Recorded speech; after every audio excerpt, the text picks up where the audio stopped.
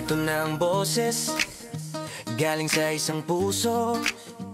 Yung akala mo buo, yun pala'y basag na porselana. Ang kwento ko'y simple lang, tagos sa kaluluwa. Naggalay ng lahat, pang palipas oras lang pala. Walang label, walang direksyon, puro lang pagpapanggap. Sa bawat chat, sa bawat haplos, sa'yo lang nakatingala.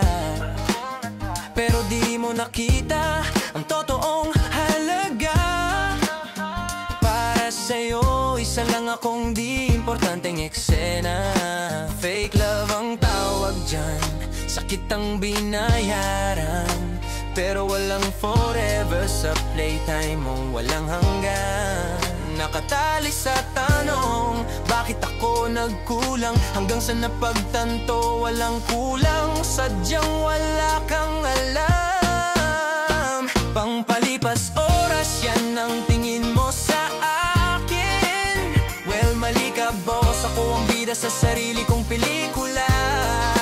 Dati scripted ang buhay, ikaw ang nagdidikta. Ngayon ako ang direktor, ako ang nagbura sa iyong tinta. Di naiiyak, di naluluhod, inspirasyon ko'y bangis. Ang sakit na to, gasolina para sa pagalis. Di mo ko sinira, sige salamat sa aral. Pagbangon ko'y ingay na maririnig mo hanggang bukas. Ilang gabi ang lumipas, replay sa isip ang sadness. Pero sinabi ko sa sarili, enough na sa madness. Ang alaga ko di pwedeng nakadikit sa iyong tingin. Ang boses ko mas malakas pa sa lahat ng iyong lain. Nasa miraw ako nakatingin, nakita ko ang mandirigma. Bawat luha naging ginto, bawat sakit ay karma. Inspirasyon ko ngayon ang taong nasaktan mo. Sinisigaw ko sa mundo, hindi na ako babalik sa zero. Focus sa pangarap, sa hustle at sa sarili. Kung sino ka man, good luck sa'yo, wala na akong pake. Di mo na ako mapipigil, nag-iba na ang tempo. Ang dating plaything, ngayon queen na sa laro. Oras, yan ang tingin mo sa akin.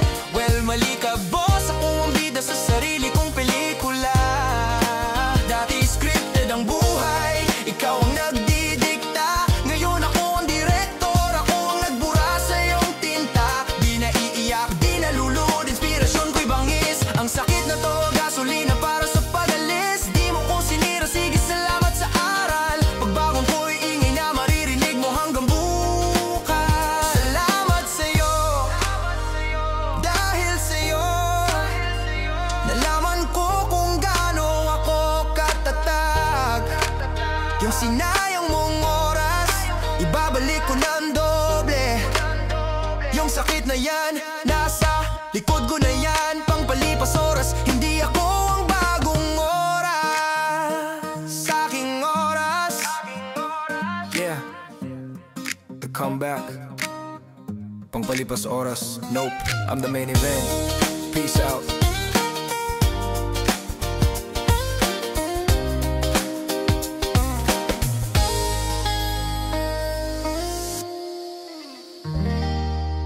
Peace out. Yo, after 5 years grinding, finally the plane lands.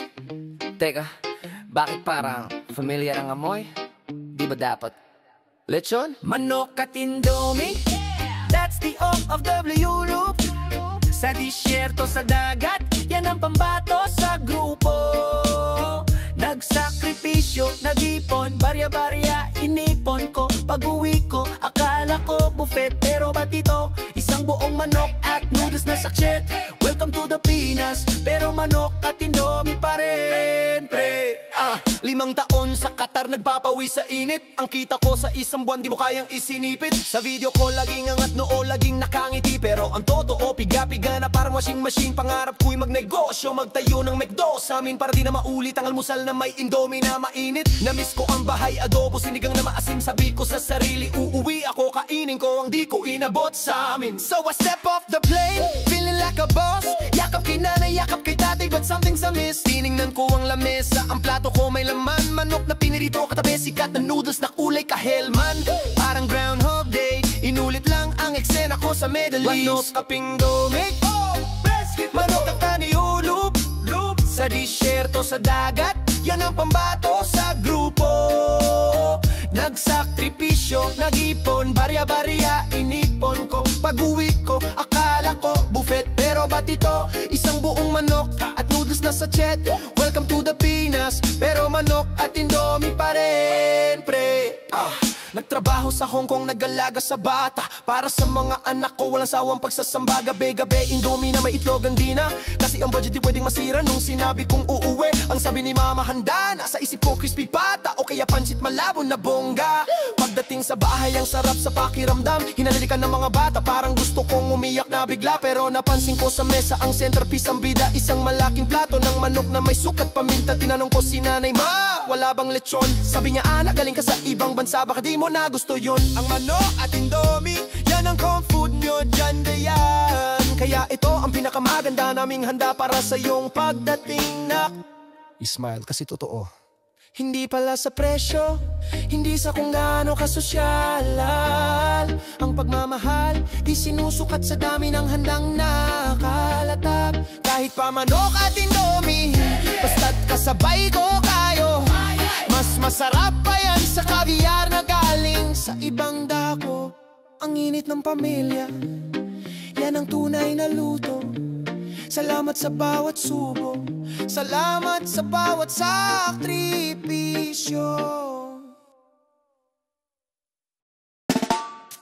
Yo, makinig daw totoong usapan. Mic check, 1, 2, tara maglakad. Sa totoo, sa pagpupursige, sa pang-araw-araw na paghahanap buhay. Dito laro, ito'y matigas na kalamnan. Yo, yo, yo, yo, yo, yo, yo, yo. Yo, yo, yo, yo, yo, yo. Yo, yo, yo. Yo, nakita mo ang apron at tray sa aking kamay. Akala mo pareho tayo, pero di mo maintindihan. Pareho tayong waiter, oo, totoo yan. Pero iba ang pagpupursige ko bago ang aking kaalaman. Nakikita mo ang tips ang mahabang oras na inilaan, pero di mo nakikita ang mga kasanayan na binubuo ko sa loob. Di mo maikukumpara ang sipag mo sa sipag ko. Nasa ibang antas ako, may ibang estado ng pag-iisip. Huwag mong ikumpara ang trabaho mo sa akin, di tayo pareho. May sarili kang daanan, may sarili akong laro. Magkaiba ang aming mga sahod, ganyan ang sitwasyon. Ang halaga ko ay di batay sa inaasahan mo. Kailangan mong kitain ang bayad na ibinigay nila, walang kulang dahil yan ang tiwala ng kumpanya na sinubok. Akala mo madali lang, umuorder lang, pero nagtatayo ako ng ugnayan sa bawat hangganan. Mula sa kusina hanggang sa ngiti ng customer, bawat detalye ay sulit sa akin. Alam ko ang menu na parang likod ng aking kamay. Kaya ko magbenta ng ulam na di mo kayang panindigan. Ang husay ko ang nagpapaiba sa hindi lang ito trabo. Kumpara ang trabaho mo sa akin, di tayo pareho. May sarili kang daanan, may sarili akong laro. Magkaiba ang aming mga sahod, ganyan ang sitwasyon. Ang halaga ko ay di batay sa inaasahan mo.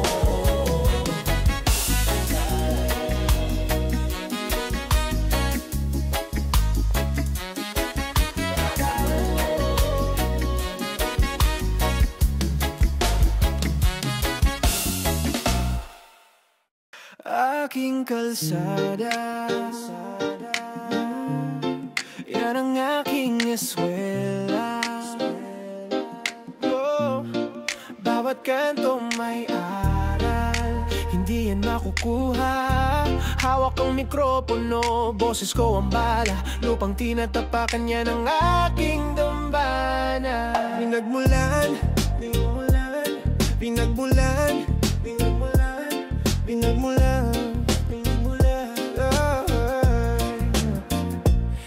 na simula natin bumalik sa ugat, sa barong-barong kung saan nagsimula ang lahat. Nakita ko ang sikmura na hangin lang ang laman, kaya imbis na sumuko, diskarte ang tanging daan. Maliit ang mundo, ang tingin ay laging sa ibaba, pero ang pangarap ko tinulak ko sa Maynila. Puno ng tambay ng tambakan at puro usok na maitim. Dito hinubog ang lapis ko, bawat talata may panindigan. Alam kong kontrobersyal ang buhay naming duka, pero ang puso namin matigas, walang-wala ang takot. Tunay ang pagdurusa, kaya bawat tugma may biga. Di na kailangan ng pakulo, di na kailangan magpaliwanag. Maaking kalsada, yan ang aking eskwela. Bawat kanto may aral, hindi yan makukuha. Hawak ang mikropono, boses ko ang bala. Lupang tinatamagan ng aking dambana, lupang tinatapakan niya ng aking dambana. Ngayon may kinikita na, may magandang buhay na, may kasama na, pero ang respeto sa sarili yan ang laging una. Yung mga bato na tinapon, isemento ko sa pundasyon, para pag-uwi nila makita nagbunga ang tunay na misyon. Sa batuan o sa entablado, pareho ang prinsipyo. Walang plastic, walang arte, walang palabas na seremonya. Kung galit ka sa akin, nasa iyo na yan, desisyon mo yan. Habang ako sumasayaw sa sarili kong tagumpay at kaligayahan. Huwag kang titingin sa suot, tignan mo ang resibo. Pati ang basura sa amin may kwento na sertikado. Sa Tagalog ako nag-umpisa, sa Tagalog ako tapos. Para alam ng lahat, ang pinagmulan ay hindi malalagot, hindi malalagot. Aking kalsada, yan ang aking eskwela. Bawat kanto may aral, hindi yan makukuha. Hawak ang mikropono, boses ko ang bala. Lupang tinatapakan niya ng aking dambana, lupa't tinatapakan niya ng aking dambana. Pero teka muna, sa gitna ng liwanag, huwag mong kalimutan magbigay pasasalamat. Hindi man kami mayaman, pero busog sa aral. Ang utang na loob na dala, hindi na mababayaran. Oo, aking kalsada, Pinoy. Diin sa lupa, diin sa salita. Huwag kalimutang huminga.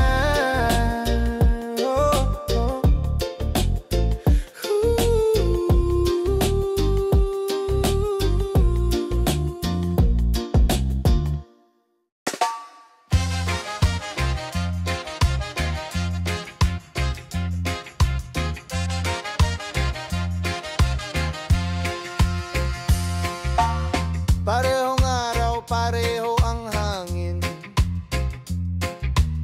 Parehong kwento sa ilalim ng dilim. Tinapik ng amo, sabi niya sa akin, huwag kang liliko, ang daan ay patabin. Diretso lang pare, walang liko. Huwag kang titigil kahit mabato. Diretso lang pare, hanggang dulo. Baka lang daan, huwag mong isipin puso mo. Ang alikabok ay parang awit ng kahapon, sumasabay sa hangin pero laging naroon. Sabi ng amo sa gitna ng ambon, huwag kang magpahinto kahit anong panahon. Diretso lang pare, walang liko. Huwag kang titigil kahit mabato. Diretso lang pare, hanggang dulo.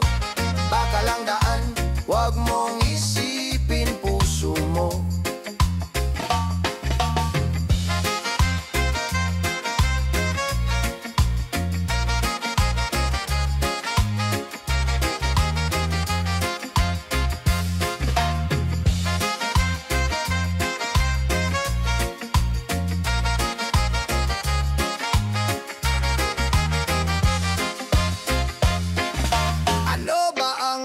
Sa likod ng ulap,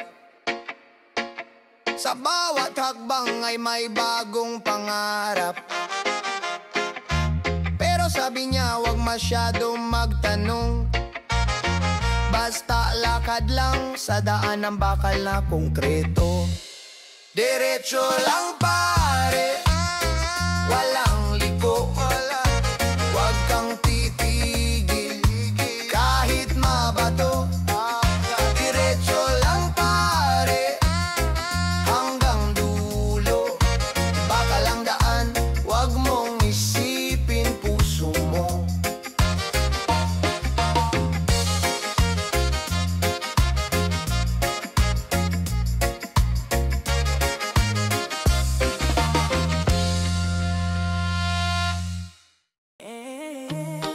Yo, after 5 years grinding, finally the plane lands.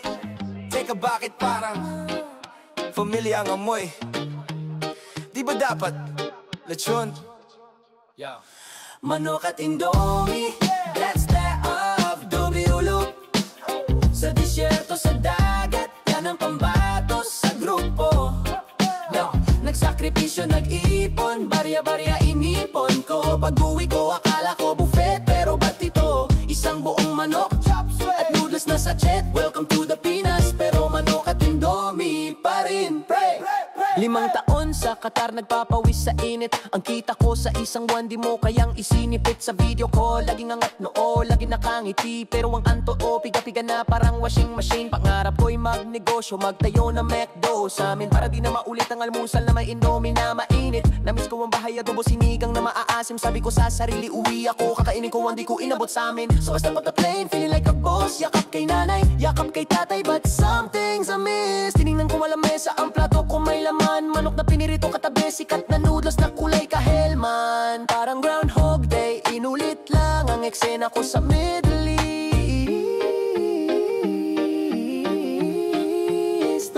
Manok at Indomie, that's the OFW look. Sa disyerto, sa dagat, yan ang pambatos sa grupo. Nagsakripisyo, nag-ipon, barya-barya inipon ko. Pag-uwi ko, akala ko buffet, pero ba't ito? Isang buong manok at noodles na sachet. Welcome to the Pinas, pero manok at Indomie pa rin, pre. Nagtrabaho sa Hong Kong, nag-alaga sa bata. Para sa mga anak ko, walang sawang pagsasamba. Gabi-gabi, Indomie na may itlog ang dinar. Kasi ang budget, di pwedeng masira. Nung sinabi kong uwi, ang sabi ni mama, handa na. Sa isip ko, crispy pata o kaya pansit malabo na bongga. Pagdating sa bahay, ang sarap sa pakiramdam. Hinalikan ng mga bata, parang gusto umiyak na bigla. Pero napansin ko sa mesa, ang centerpiece ang bida. Isang malaking plato na manok na may sukat paminta. Tinanong ko si nanay, mawala bang lechon? Sabi niya, anak, galing ka sa ibang bansa, baka di mo na gusto yun ang manok at Indomie. Yan ang comfort food nyo dyan, kaya ito ang pinakamaganda naming handa para sa iyong pagdating, nak. Ismal kasi totoo. Hindi pala sa presyo, hindi sa kung gaano ka sosyal. Ang pagmamahal di sinusukat sa dami ng handang nakalatag. Kahit manok at Indomie, basta't kasabay ko kayo. Mas masarap pa yan sa caviar na galing sa ibang dako. Ang init ng pamilya, yan ang tunay na luto. Salamat sa bawat subo, salamat sa bawat sakripisyo. Manok at Indomie, that's